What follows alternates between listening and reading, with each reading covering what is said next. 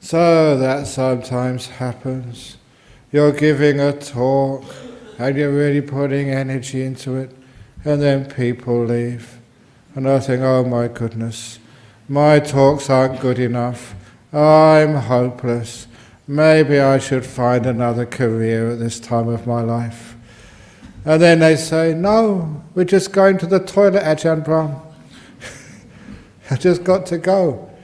But isn't it interesting just that some innocent things happen in our life, and we always interpret that as a fault.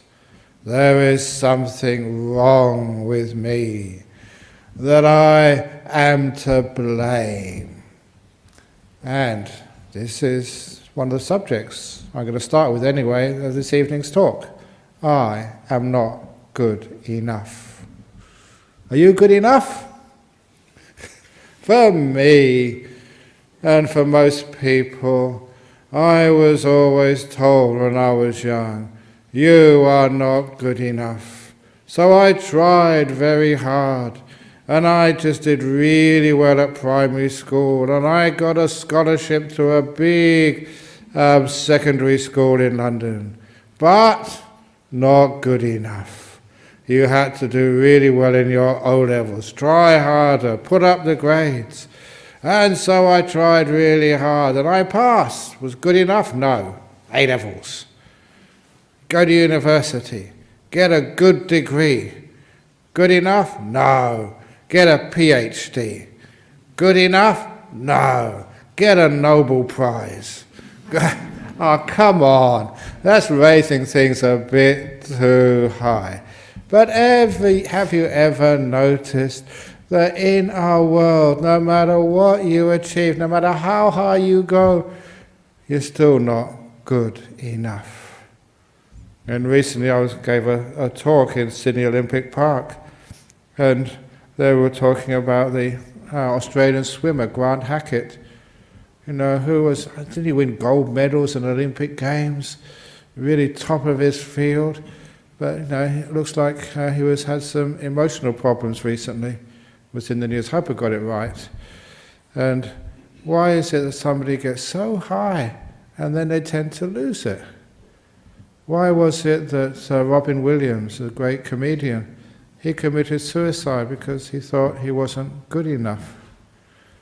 And these are people who you think, at least these people, really successful, really sort of admired, lots of followers. Why do they think they are not good enough? Look at me, I'm a very well-known monk now. So, but am I good enough? No. I think I should give a better talk. Find some better jokes.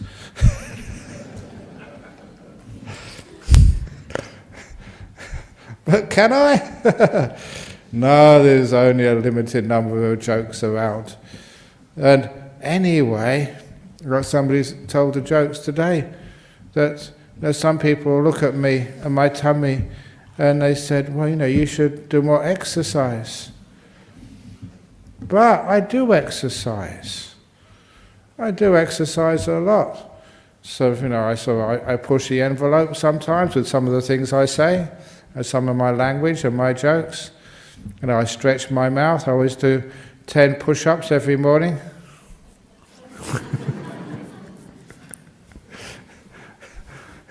There's lots of exercise which you do. But we always think, no, it's not good enough. And a long time ago, I started realizing, doesn't matter how much you try to please others. It doesn't matter just what they expect of you. You can never satisfy or reach what other people ask of you. And so, there's a time I stopped trying to please other people. There's a time I stopped worrying about what other people think of me.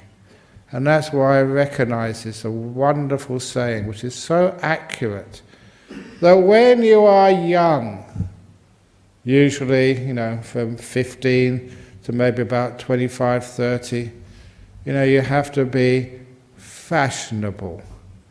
You have to dress cool. You have to know the special language. I heard somebody say the other day about their son, whenever they asked him, how are you going at school? The answer was, Nanya.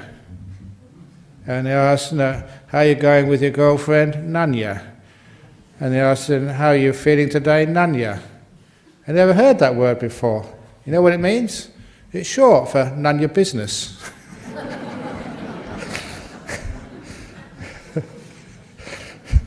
So you have to be cool to use cool words. So if you go home tonight and the policeman stops you and have you been drinking? Nanya. I should not encourage you. But you have to be really cool. But there comes a time in life when the girl should stop dressing up.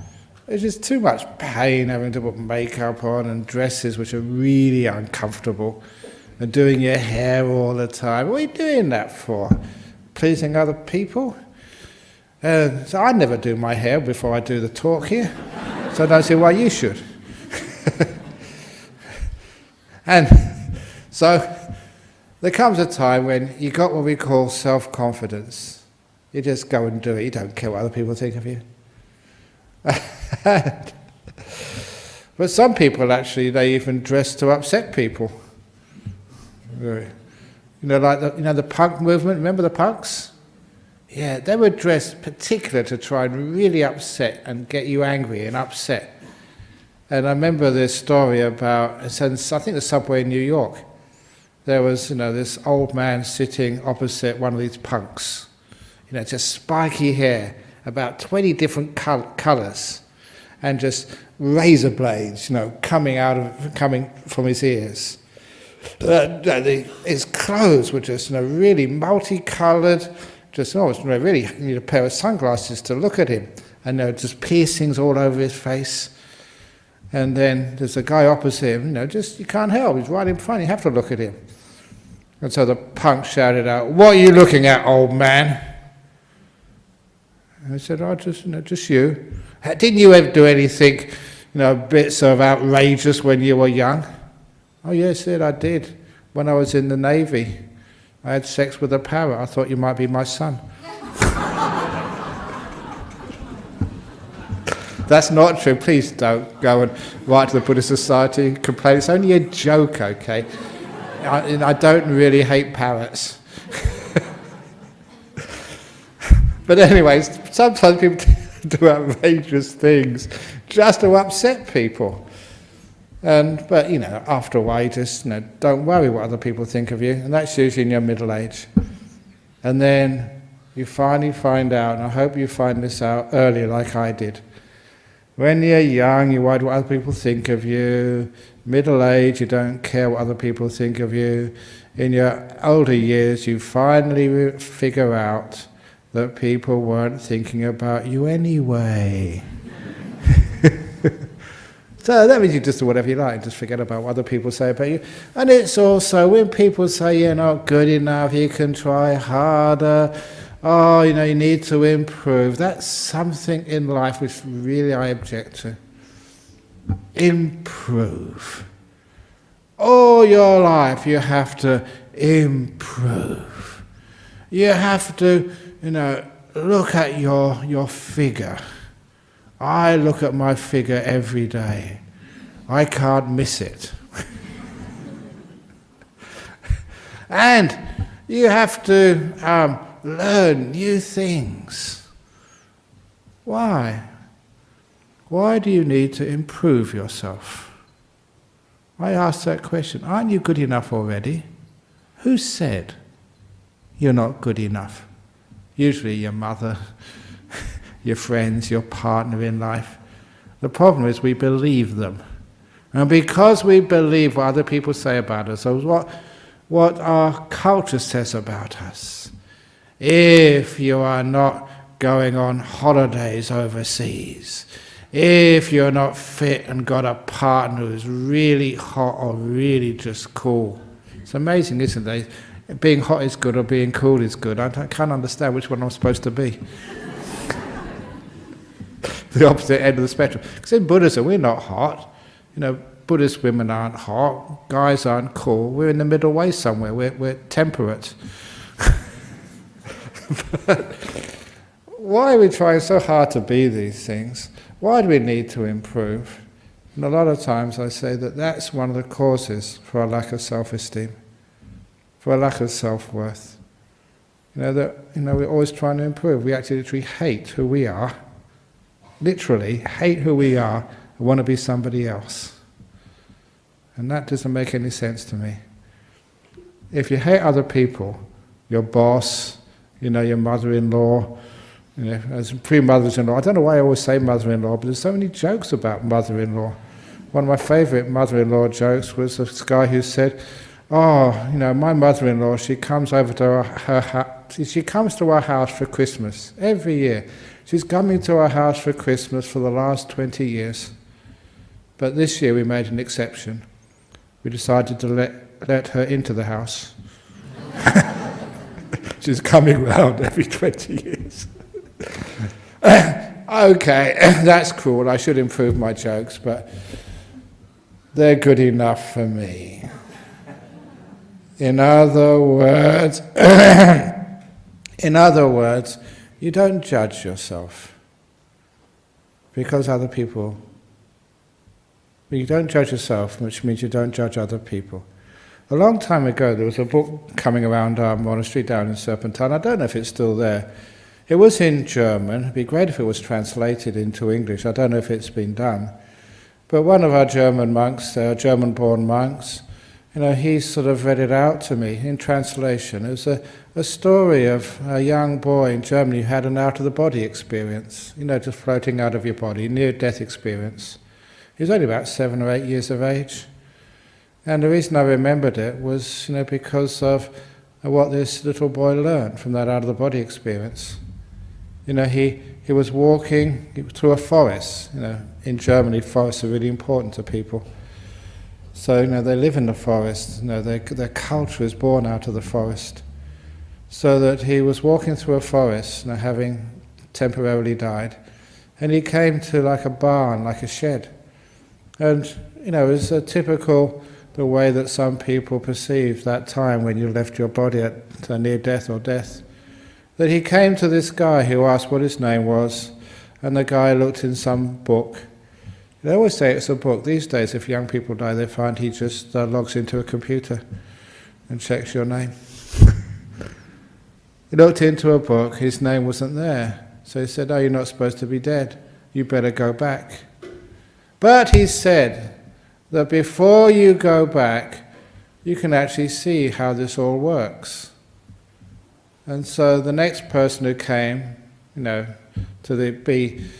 see if he really deserved to die or not, was a farmer.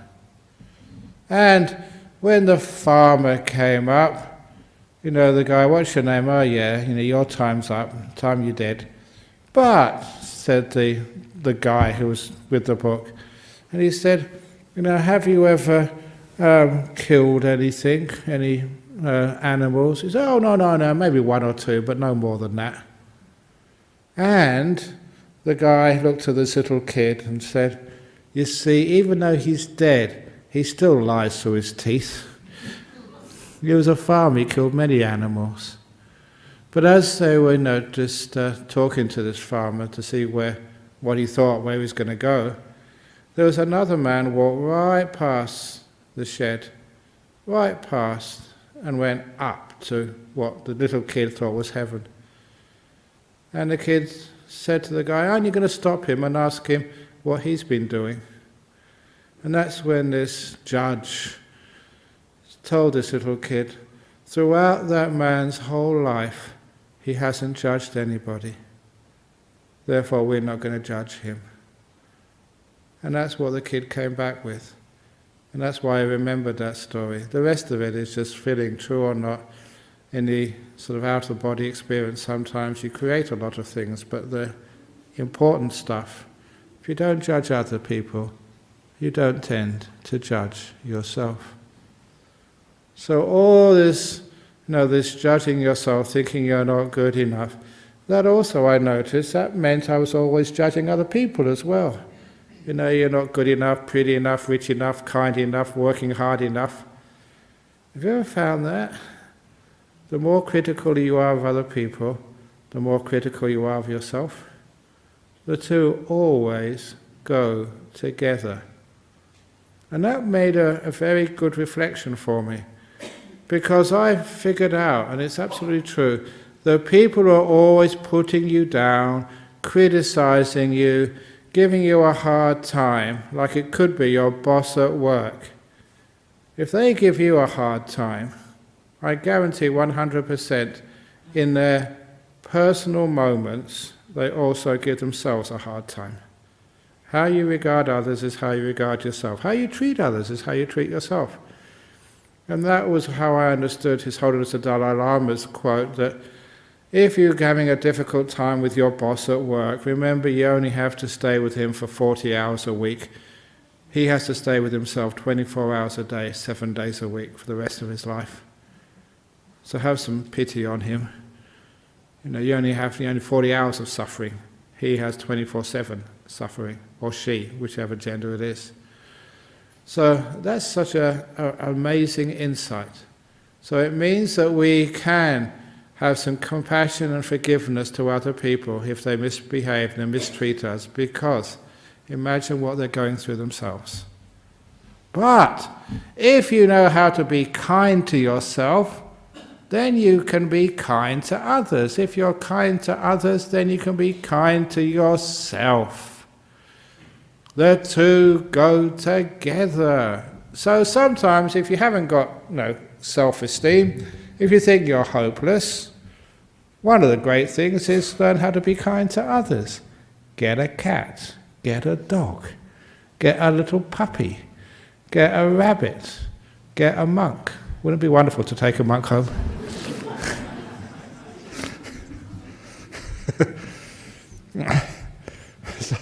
The old story was, when the first monks went to England, they were worried whether they could afford looking after monks. It's like Buddhist society over there, the English Sangha Trust it was called.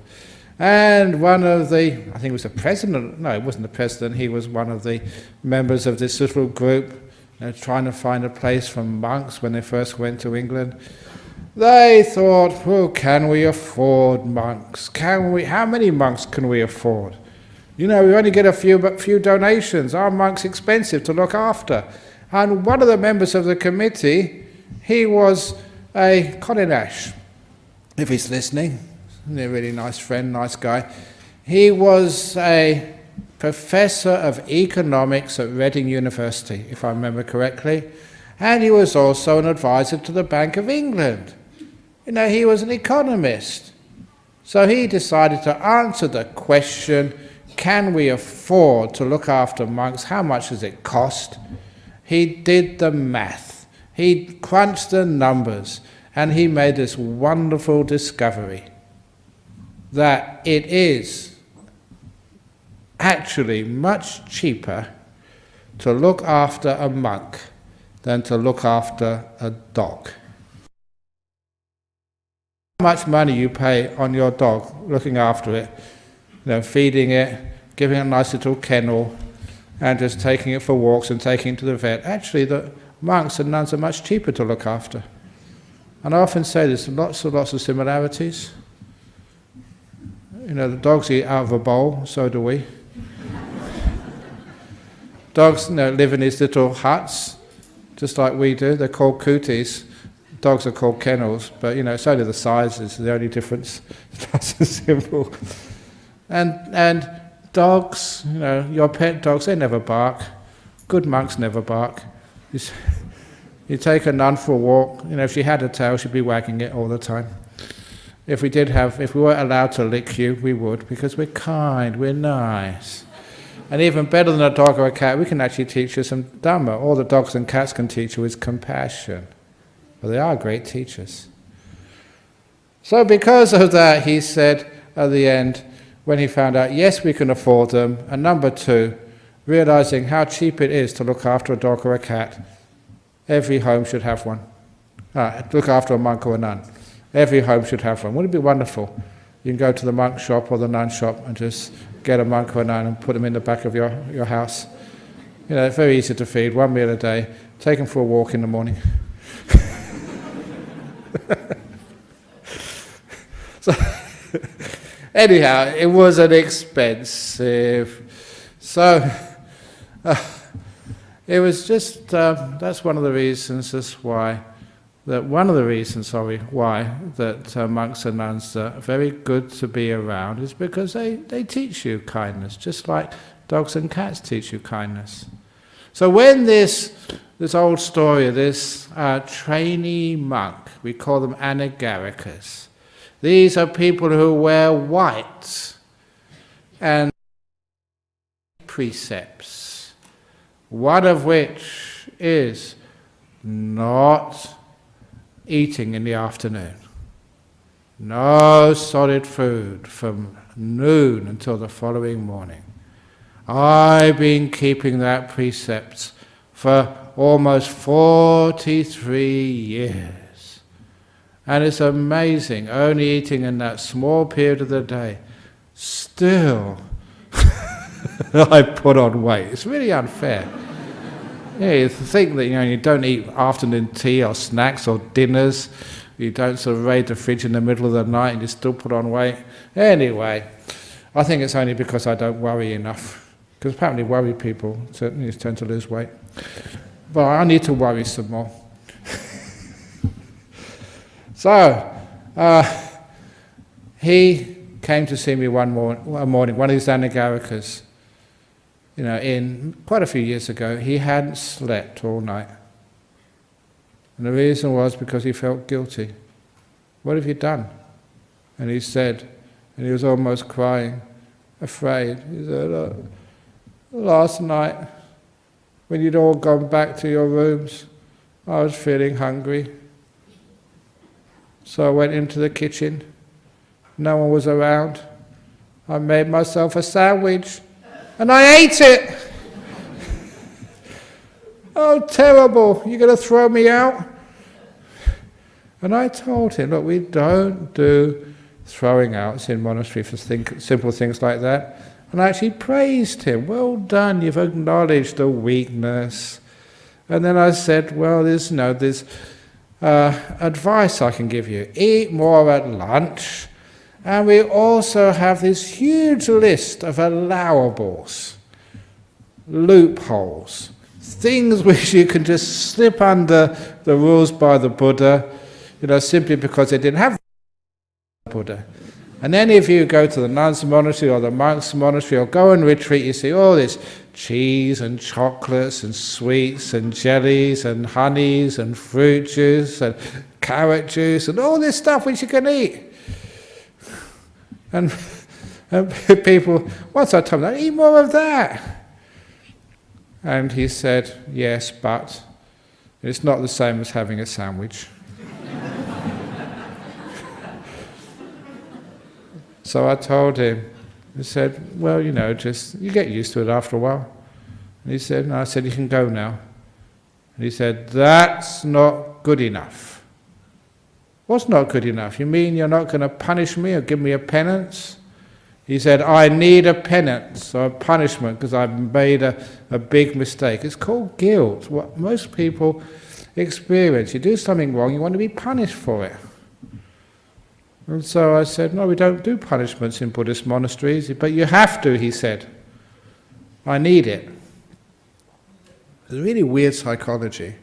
So he felt so bad about himself, hadn't slept the night, felt so guilty, he thought having a punishment would get rid of his lack of worth. So I told him, okay, I'll give you a punishment. I had to make one up on the spot. What's a good punishment for somebody, just forgiveness doesn't work? So it just happened that morning, just by chance. I'd been reading a book, quite a well-known book, by the author Philip Hughes, called The Fatal Shore, set in the early years of colonial Australia, when the prisoners, the convicts who were sent over here, if they made a small mistake, If they broke any rule or law, they were flogged with the cat of 9 tails. I've just been reading that. It's brutal. But I said, well, you asked for a punishment. I'm going to give you 50 strokes of the cat. And you should have seen this poor guy. You know when people get really afraid, their lips start to quiver and they go all white? That's what he did. You know, he had so little understanding of Buddhism. He really thought that me as the abbot was going to flog him. And he was really scared. I could read his mind. That is not what I was asking for. Something else, please. But I said, no, 50 strokes of the cat is your punishment. And I explained what that means. Because at that time, in the monastery down at Serpentine, we had 2 cats. I said, find one of them, anyone will do. 1 stroke, 2, 3. You have to learn some kindness. And one of the best teachers of kindness is to stroke a cat, who's on your lap. Or, stroke the dog. Because that will teach you some kindness. I say, that is your punishment. 50 strokes of the cat. And he got it. So he took the cat, stroked it, and he learned how to forgive himself. Now that is actually how we learn how to love ourselves, by learning to love another being. To look at another being, be kind to them, and maybe generate enough kindness we can show the same emotion to ourselves. Which means we don't have lack of self-esteem. We learn that from our relationships with things like animals. But, even more important to that, why don't people have, goodwill towards themselves?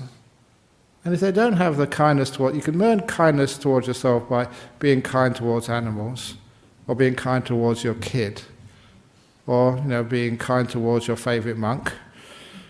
I don't know, but you can also learn how to be kind to others by being kind. Because people who are rude, cruel, malicious to other people, it's usually they do the same to themselves. There's something wrong in their psyche. And so this particular story, I actually forget where I got this from, but I used this story recently and also a few minutes ago before I came in here, which is why I'm giving this talk. And that was the story of the 7 monks meditating in a cave. This is in Opening the Door of Your Heart. And I had great fun telling this story when I was in the USA a couple of years ago. And listening to me was a bishop, an Episcopalian bishop, similar to an Anglican bishop. And I told this because I was being a little bit cheeky, see if I can catch him out. And he fell into the trap, but he thanked me for it afterwards. And he said, can I please use this in my sermon? I said, oh, please do. And it was a story of the 7 monks meditating in a cave. They were meditating on loving kindness, which I hope you all know. May all beings be happy and well. May all beings, without distinction, without discrimination on species or race, gender, sexual orientation, my loving kindness goes to everyone. And the 7 monks meditating in this cave listen carefully, because there's a question coming at the end. And if you've heard it before, you have to promise to please shut up. Don't spoil my fun. So the 7 monks were the head monk, the boss, the abbot. The second monk was his best friend. They'd grown up together, they loved each other, just like the third monk, who was his brother. They loved each other. The 4th monk, however, even though they ordained, he called him his enemy. They just had personality clash. They just didn't get on. Even though they were really good people, they just, whenever one said one thing, it just always grated on the other. Good people, they still can't get on. I see that quite often when people come to marriage counselling. really good people, why don't you get on? There's something I can still can't understand. You see the woman, the wife, she's just a beautiful girl, known her a long time. See the guy, an amazing fellow. Just we get into bad habits, that's all. So this was a typical bad habit. This monk, two monks that didn't get on together. And the fifth monk, number 5, was a very old monk. He's so old, so advanced in years, he could die any day. He's just waiting for just his last breath. And the next monk was, also, he was a sick monk, very ill, so ill, and they never thought he would recover, that no monk would know who was going to die first, the old monk or the sick monk. They were both at the end of their life. And the last monk, number 7, is what we call the useless monk. The useless monk, whenever they tried to meditate, he would always be the first one to fall asleep, which wasn't that bad, but he'd snore really loudly. Whenever they did any chanting, he would always chant out of key, if he could remember the words anyway. And even when he was wearing his robe always tended to fall off. I wonder what that useless monk is. And he was a useless monk. And as I often say when I mention this part of the story, and this is actually true, every monastery has one. You can find out who it is. No, I'm not going to. He's a good monk.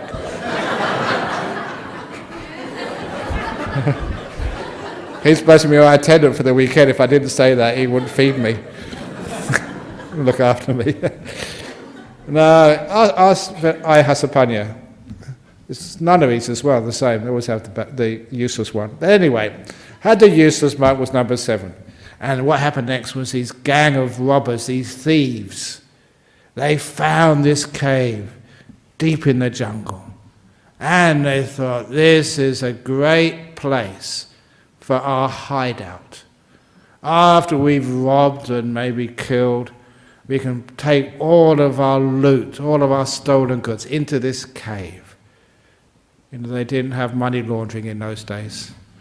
I was going to say sort of overseas banks, Panama, but I bet get in trouble for that. So they didn't have overseas banks in those days, so they just had to hide their ill-gotten goods. This is a brilliant place to hide our goods, and also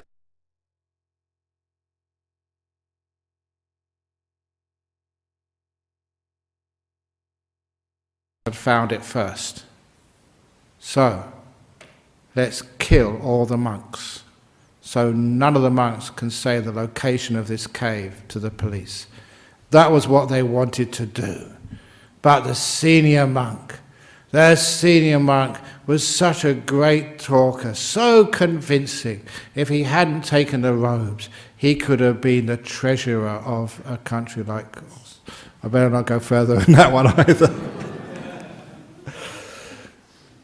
So, the senior monk managed to talk and convince the head of the thieves to letting all the monks go except one. Because the only reason he wanted to kill everybody is so that, kill all the monks, is so they didn't tell where the location of the cave was. And so the head monk said, look, we're monks, we keep our promises, we won't tell the location of the caves, let us go. And the head bandit said, no, I've got to be sure. I'm going to make an example. I'm going to kill one of the monks in front of the rest of you, in front of the other 6, as a warning. Because if you tell the location of this cave, we'll find you, we'll come for you, and the same will happen to you. And that's the best deal the head monk could do. That one of them had to be killed in front of the others, so the rest could go free. So now the question is, who was chosen? And before you answer, I've got to go through the list again. Head monk, brother, best friend, enemy, old monk, sick monk, both at the end of their lives. Anyway, it was a day or two, in 60, 70 years matter. And lastly, the useless monk. And the useless monk had never done anything for anybody, never done any good karma in his whole life. Maybe this was his chance. So if you were the head monk, who would you choose? Answer? If you know the answer, please be quiet, don't spoil it. Who did he choose? Thank you for that wrong answer, because that's what the bishop said. And when I tell the story, that's what most people say. He sacrificed himself. And that is the wrong answer, but there's a reason why I tell this story, which is coming up soon. Any other suggestions? Who else? Anyone for the useless monk? Yeah, at the back. I thought that. No, of course not. The answer is, and those people who have heard the story, it's a very good story once you find out what the answer is and why the meaning of telling this story.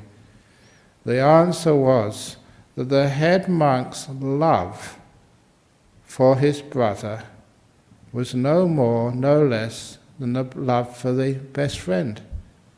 If you love two people just the same, you just can't choose between them. And his love towards the enemy was no more, no less than the other two. Even the old monk and sick monk and the useless monk, he loved everybody equally.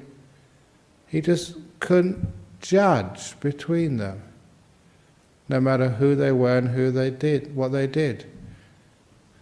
His love was unconditional, all beings, no matter what gender, what race, what religion, what they did or what they didn't do.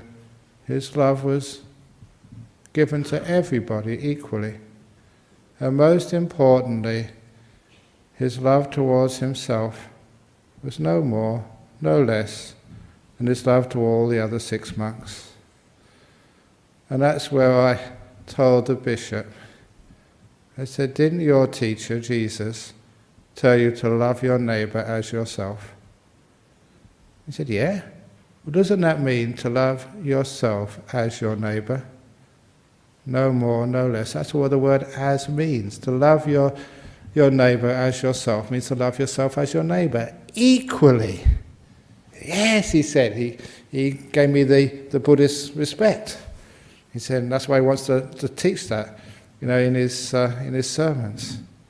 Because when you learn how to love yourself no more, no less than everybody else, no matter who they are, then you understand what we mean by unconditional love. A love which doesn't judge all beings, no matter who they are. And that unconditional love has to include yourself. That's why I tell the story, because most people, especially in the Western culture, they don't love themselves. Other people, yep, you can sacrifice yourself for the poor, for the sick.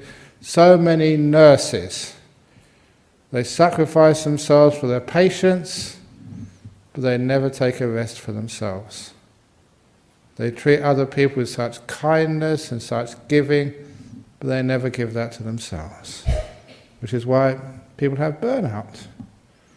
So when you realize that we treat ourselves no more, no less than other people, that we count as well, the idea of sacrifice, personal sacrifice, other people come first, just disappears. You count. You are important. You should love yourself as well, not judge yourself. It's so wonderful when you don't judge yourself, when you just accept yourself as you are, when you don't try and improve. This is Ajahn Brahm, take it or leave it, but I never fake it. I often thought that being a public speaker, sometimes that, am I just one thing in front of you guys and another thing when I'm by myself? Ask the monks. Am I nice, peaceful and happy, telling jokes? Is that what I'm like, when we're just by ourselves? He better say that, otherwise you get 50 strokes. Because I really feel for people who try and be something they're not, because they don't like themselves, because they try to improve, they haven't got kindness and love and compassion towards themselves. That must be a terrible world to live in, when you're just trying to fake it. So, when you love yourself, you forgive yourself. But I remember, when I was a kid, they always said, don't love yourself, you just become proud and big-headed. And that is totally wrong. When you're kind to yourself, when you respect yourself, when you have compassion, love towards yourself, you don't get big-headed, you get big stomach. No, you get big-hearted. So never say you get big-headed, you get big-hearted. That changes the ballgame. You're encouraged to be kind to yourself, you're encouraged to love yourself, to respect yourself. And a practical way of doing that, already mentioned it earlier, first time I started meditation, it's not just about sitting down on the ground, meditating, because sometimes people get too serious. My first teacher gave me one of the most powerful meditation techniques I've ever practiced, because I did practice it for 2 years. He said, in order to be kind to yourself, in order to learn how to love yourself, he said, when you get up in the morning, first thing, go and have a look in the mirror at the bathroom and smile at yourself. That's what he told me to do. And I argued, I resisted. At that time I was a student. You go out late at night, you know what it's like when you first get up in the morning? You feel terrible. You can't smile at yourself in that time of the morning, especially those days, just going to the pub with your friends, getting a bit drunk, and you felt even worse in the morning. I wasn't born a monk. Stupid what I did when I was a young man, but at least I know it was stupid by personal experience, not by theory. So, in the bathroom, trying to smile at myself, I said, I can't do it. And that's where the teacher told me, if you can't manage a natural smile, get the 2 fingers on the side of your mouth and push up. And that was an exercise in learning how to love myself. Even first thing in the morning when it was most difficult, when you felt terrible. And what had happened is I saw this stupid young student making a face at himself in the mirror. And that made me smile back. And I smiled even more, and the guy in the mirror smiled even more. And every morning for 2 years I ended up laughing at myself. Laughing at yourself, loving yourself. The 2 words are so close together in English, and there's a good reason for that. If you live a life of love, there's a lot of laughter between the 2 of you. If you don't live a life of love, is there any laughter? There's just criticism. So a lot of times, that learning how to laugh at yourself is so close to learning how to respect and love yourself. That's why that method really worked. I learned how to love myself no matter what happened, by learning how to laugh at myself. And when I learn how to love myself, accept myself, then it's so easy to accept other people. And of course, the last little anecdote, which is even more powerful, to learn about unconditional love for others, it was an old story, but I love repeating it because we were doing a ceremony the other day for, it's in the Thai New Year day for, departed relations. And so when we did a little ceremony here, that was April the 16th. April the 16th. That was only, how long ago was that? It's only about 2 weeks ago, 9 days. So, wow, that went quick. That we were supposed to, I was telling other people to do this, and I did it myself, remembering your parents who passed away. It's an opportunity to remember them. We call it sharing merits with them. But at least I remembered my mother, and especially my father, and just how much he taught me, even though he's been dead 50 years now. Actually, 50 years next month. I'll never forget him, never will.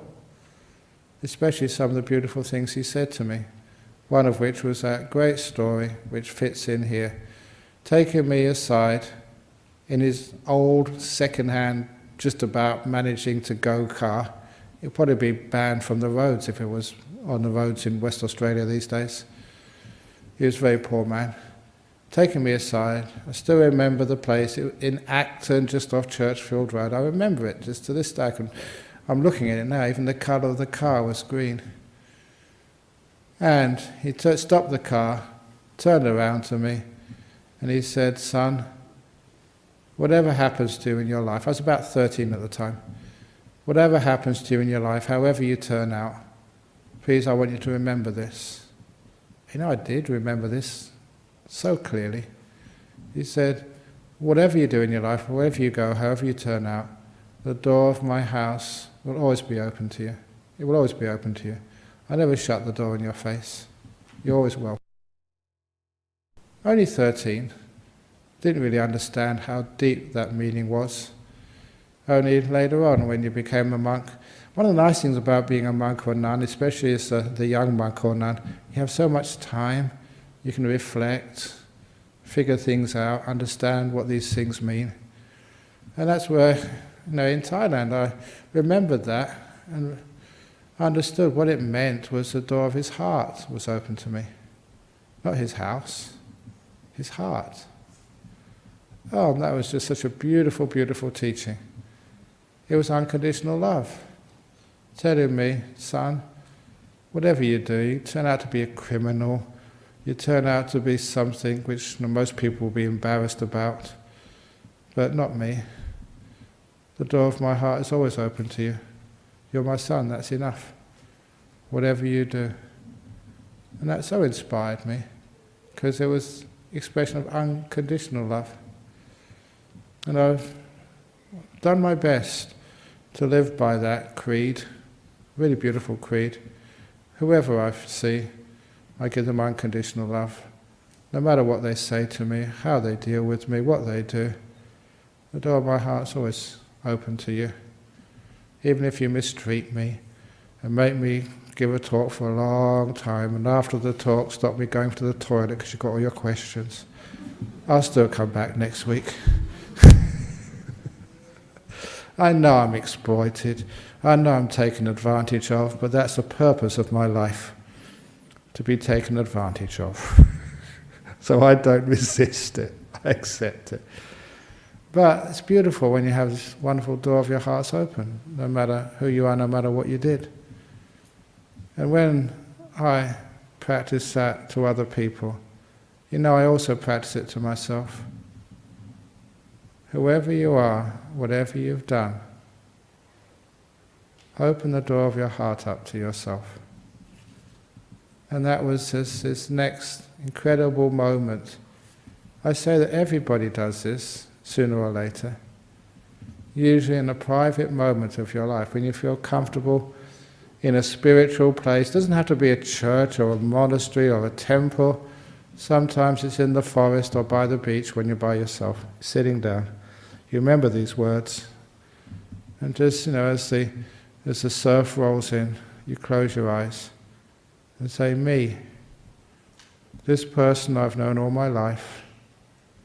You can remember just how old you are and where you've come from and all the difficulties, the problems and the joy you've been through in your life so far. Me, the door of my heart is open to me.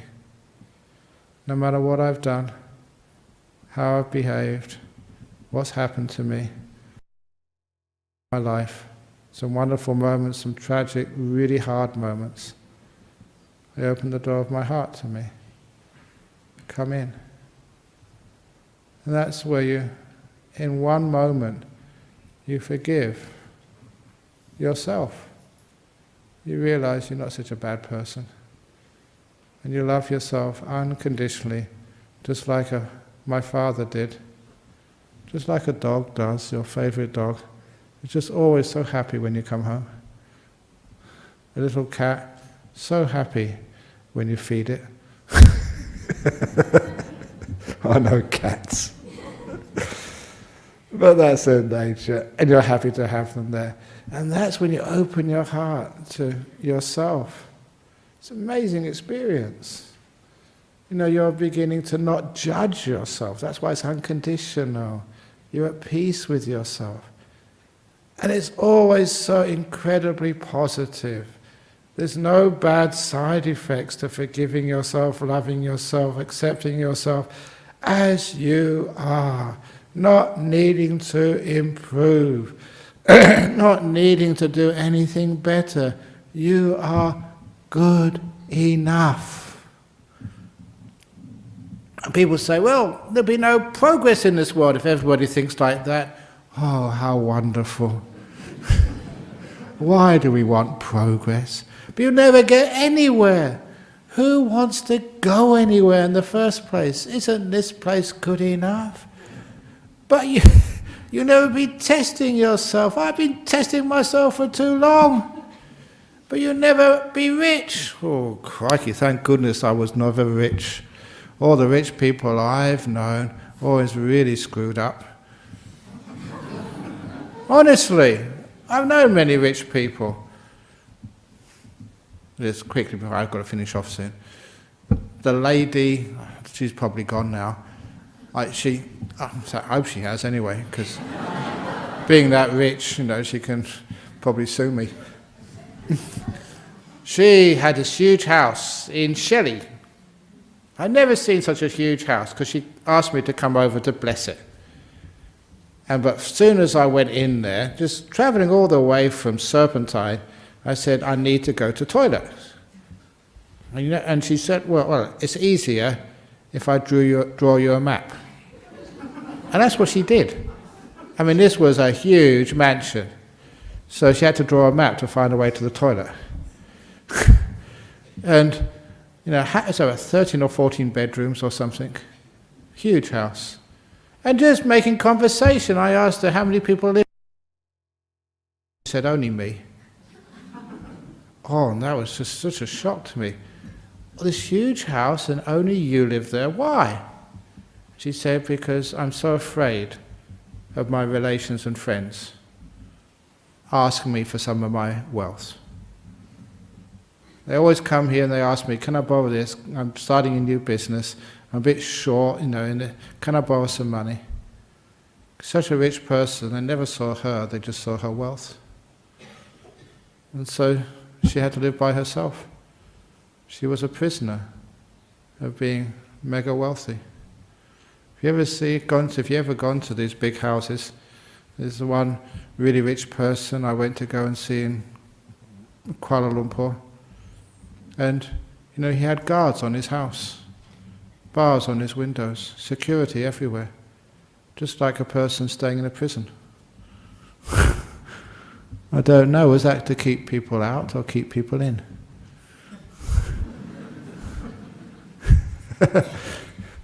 So, sometimes become a prisoner of wealth. So, you don't need to be wealthy. You are all good enough. And are you pretty enough, handsome enough, rich enough? Are you enlightened enough? If you don't know the story of opening the door of your heart, you'll never be enlightened. You'll never be at peace. You'll always be trying to get something else. You never think you're good enough. You have to improve. You have to do something more. Which means you can never take a break. You can never take a rest. So this is how to restore your self-esteem. To restore your feeling of self-worth. To love yourself no more, no less than other people. So you never need to sacrifice yourself. You do really treat yourself as you treat all others. No more, no less. I treat you as I treat myself. Sometimes in my room, I try bad jokes before I try them out on you. And sometimes I laugh at my own jokes. So much so that once, were you there at the time? I was laughing on my own joke, and I laughed so much I was choking. And poor old Ajahn Brahmavamso thought I needed to go and see a doctor. I thought he was going to go. So, see if you can learn how to open the door of your heart to realize that, you're not half as bad as your mother told you were. Don't trust unwise people. Trust someone like myself. Trust the Buddha. Trust even Jesus. Okay? To love yourself as your neighbour. No more, no less. Then you'll find a lot of peace in your life. Thank you for listening. Very good. That wasn't the best sadhus, but it's good enough in the circumstances. Okay, some questions from overseas. If there are any tonight, yeah, there are. Those of you who want to go, it's good enough. So you don't offend me. Some of you got to go to the toilet, you got to go check something or other. But anyway, those who want to linger around for the dessert, which is the questions, that's coming soon. Here it comes.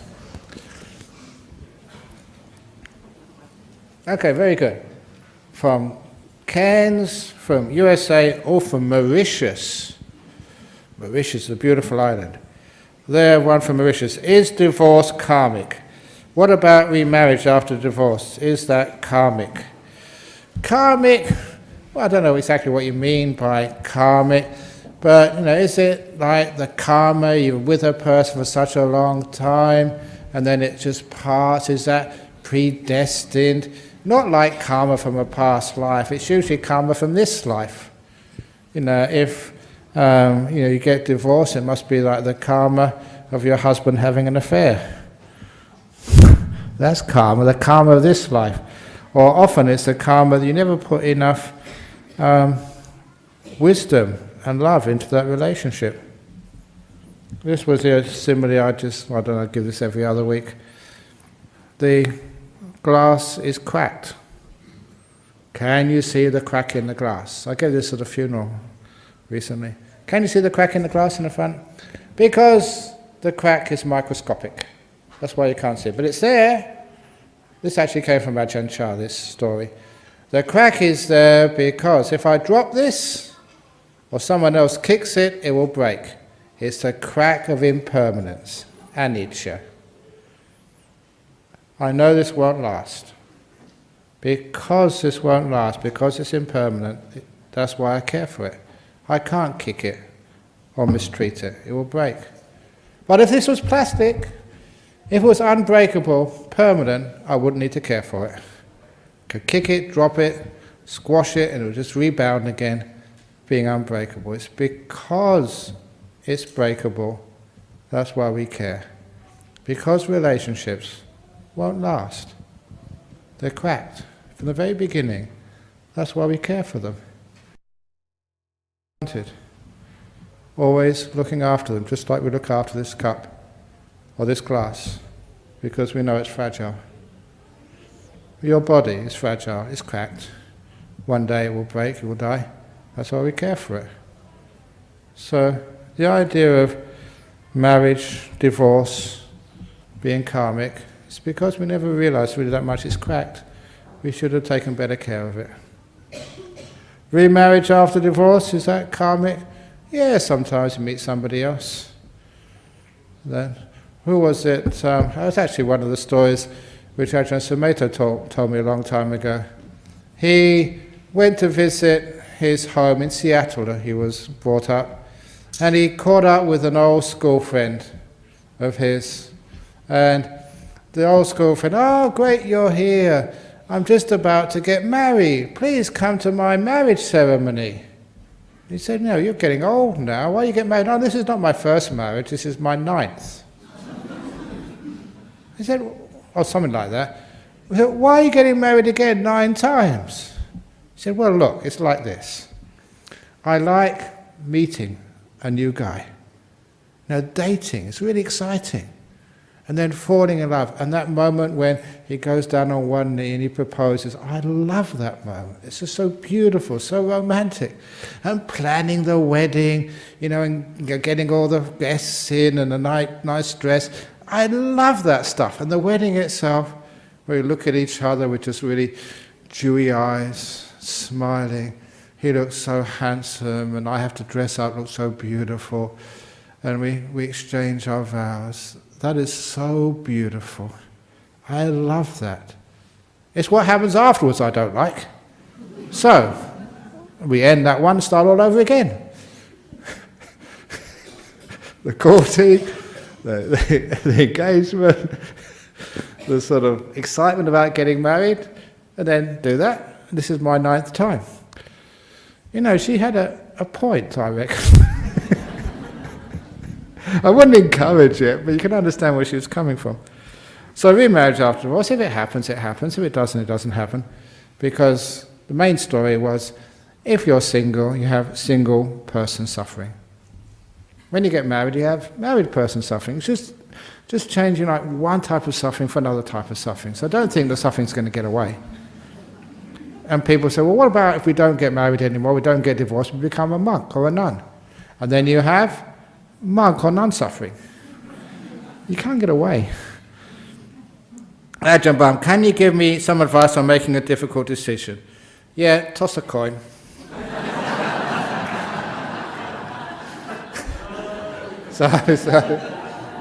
But if you read my book, you toss a coin, tails I get divorced. Oh no, you can't get divorced until you're married. Heads I marry her, tails I don't. And the point is, once it comes up heads, how do you feel? Heads I marry her. Do you think 2 out of 3? In other words, you're not happy with the decision. Then of course what that's telling you is how you feel inside. If it comes up heads I marry her, yes. That means you really want to do it in the first place. So tossing a coin is just finding out what you really want to do. So you make a decision, heads I go left, tails I go right. After you've tossed the coin, how do you feel? What's the emotion inside? It's just getting that intuition up to your brain. Lastly, as a layperson, how do I consider I am good enough and find the middle way when it comes to entertainment, relationship, and a job? Look, if you feel you're good enough, you have what's called you're confident. In the job, you come across as confident. And even in entertainment, just like me, I'm confident I can tell good jokes, because I always remember, it was Bob Hope, he said, you know, that when he started off as a comedian, people used to throw tomatoes and eggs at him. He said if they hadn't have thrown all that stuff at him, in the early days he would have had nothing to eat.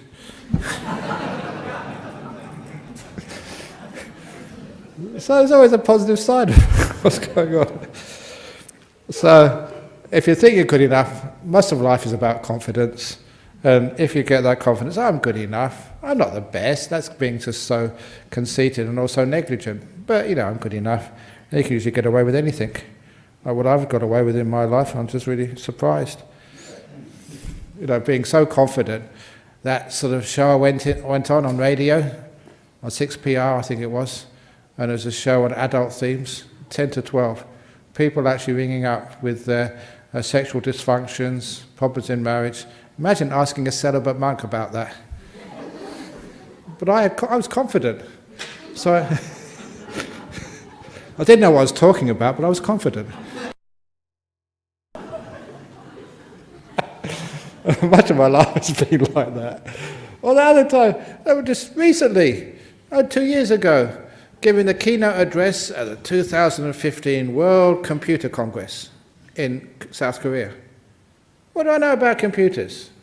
You know, look, Sol, you're an IT guy. Honestly, do I know really much about computers? He said stuff all, and I agree with you.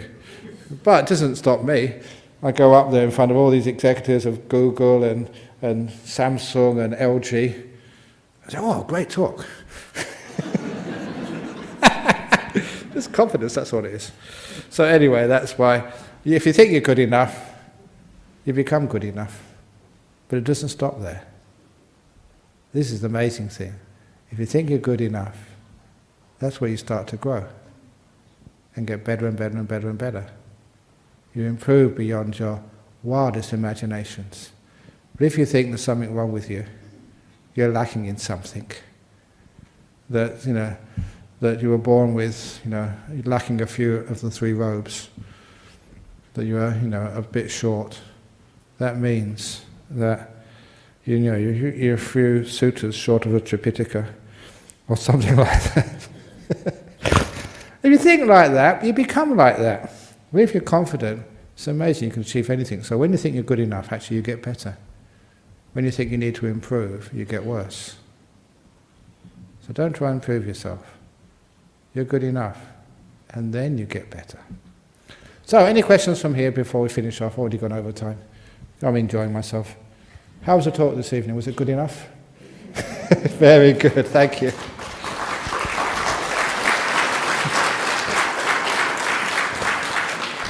Very good. Have a nice evening. Oh, that's what we do. Bowing, don't we? It's a couple of weeks since I've been here. Keep forgetting. So now pay respects to Buddha Dharma Sangha. What's that? I don't know how I get away with this.